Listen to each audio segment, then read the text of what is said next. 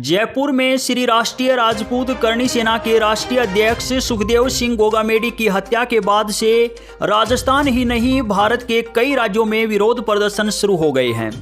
राजस्थान में करणी सेना से जुड़े हजारों कार्यकर्ताओं ने बुधवार को जमकर बवाल काटा। इसी बीच सुखदेव की हत्या में अब नई और चौंकाने वाली बात सामने आई है। दरअसल सुखदेव के कत्ल की स्क्रिप्ट 6 साल पहले ही लिख दी गई थी, जब गैंगस्टर आनंदपाल की पुलिस एनकाउंटर में मौत हो गई थी। आनंदपाल सिंह और लॉरेंस बिश्नोई के बीच पुरानी दुश्मनी थी, जबकि सुखदेव सिंह और आनंदपाल के बीच अच्छी दोस्ती थी। इस बीच कई ऐसी चीजें हुई जिसने दुश्मनी की इस लकीर को और भी ज्यादा गहरा कर दिया, जिसके बाद 5 दिसंबर के दिन आखिरकार कातिलों को मौका मिला और उन्होंने सुखदेव सिंह को गोलियों से भूनकर मार डाला। आपको बता दें कि आनंदपाल राजपूत था और सुखदेव सिंह राजपूतों के नेता। 24 जून 2017 को जब पुलिस एनकाउंटर में आनंदपाल की मौत हुई तो सुखदेव उसकी लाश के साथ 15 दिन तक धरने पर बैठे रहे। उस वक्त यह मुद्दा काफी गरमाया हुआ था। आनंदपाल की मौत ने उस समय सुखदेव को राजस्थान के बाहर भी सुर्खियों में ला दिया। सुखदेव हमेशा आनंदपाल की वकालत किया करते थे, जबकि दूसरी तरफ आनंदपाल का लॉरेंस बिश्नोई गैंग से 36 का आंकड़ा था। ऐसे में सुखदेव भी लॉरेंस बिश्नोई के निशाने में आ गए। उस वक्त सुखदेव सिंह श्री राजपूत करणी सेना के प्रदेश अध्यक्ष थे, लेकिन बाद में लोकेंद्र सिंह कालवी और गोगामेडी के बीच विवाद हो गया, जिसके बाद 2017 में सुखदेव सिंह ने श्री राष्ट्रीय राजपूत करणी सेना के नाम से नया संगठन बना लिया और सुखदेव इस संगठन के अध्यक्ष थे। इसके अलावा सुखदेव सिंह प्रॉपर्टी डीलिंग का भी काम करते थे, जिस कारण उनके कई दुश्मन भी थे।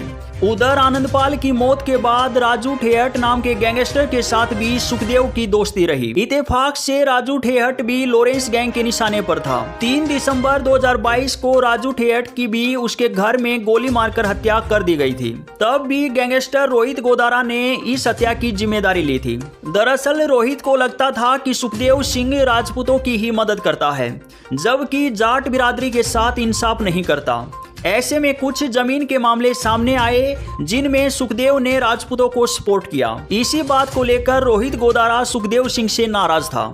करीब 1.5 साल पहले पहली बार दुबई और पाकिस्तान के नंबरों से सुखदेव को कॉल करके रोहित ने धमकी दी थी, लेकिन सुखदेव ने तब इसे गंभीरता से नहीं लिया। इसी बीच कई कत्ल हुए जिनकी जिम्मेदारी खुलेआम लॉरेंस गैंग ने ली। तब पहली बार शायद सुखदेव ने भी लॉरेंस गैंग के गुर्गे की धमकी को सीरियस ले लिया। उन्हें लगातार धमकियां मिल रही थी, जिसके बाद मार्च 2023 में पहली बार सुखदेव सिंह ने पुलिस को इसकी जानकारी दी और खुद के लिए सुरक्षा की मांग की।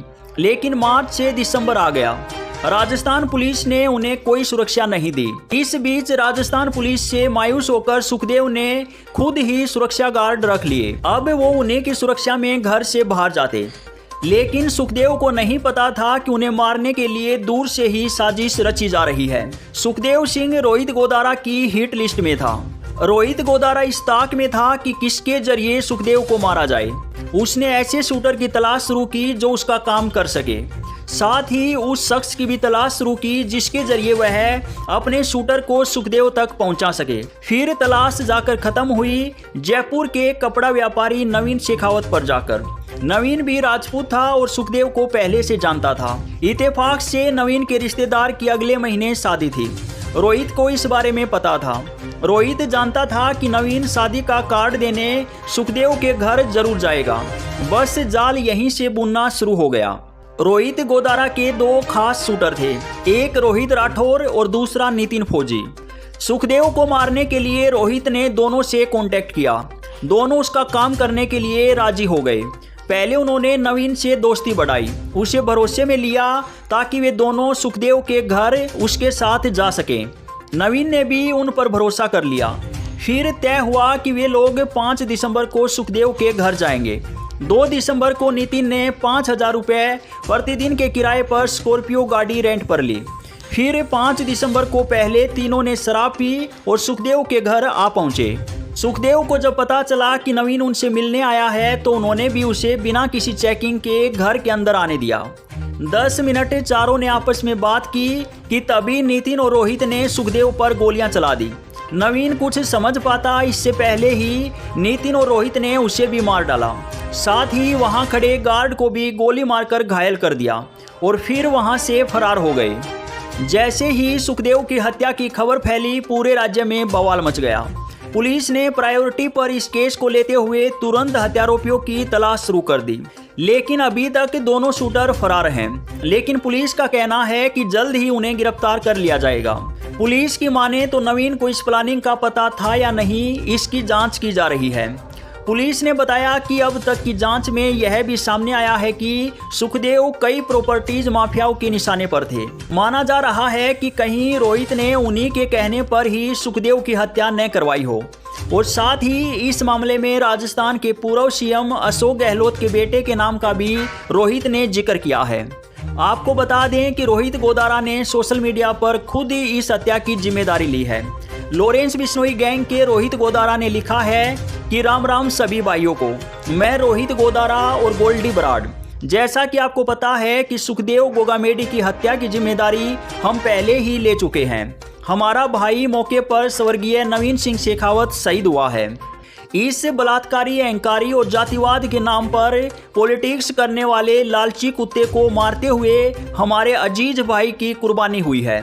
उसकी दिलेरी को हम सलाम करते हैं। उसे हम हमेशा याद रखेंगे। हमारा जो फर्ज है उसे निभाएंगे।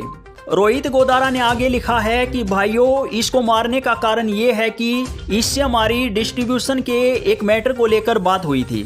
इस मैटर में हमें पूर्व मुख्यमंत्री अशोक गहलोत के बेटे वैभव गहलोत ने इन्वॉल्व कराया था। वैभव हमसे हिस्सा लेता था सारी एक्सटॉर्शन मनी का।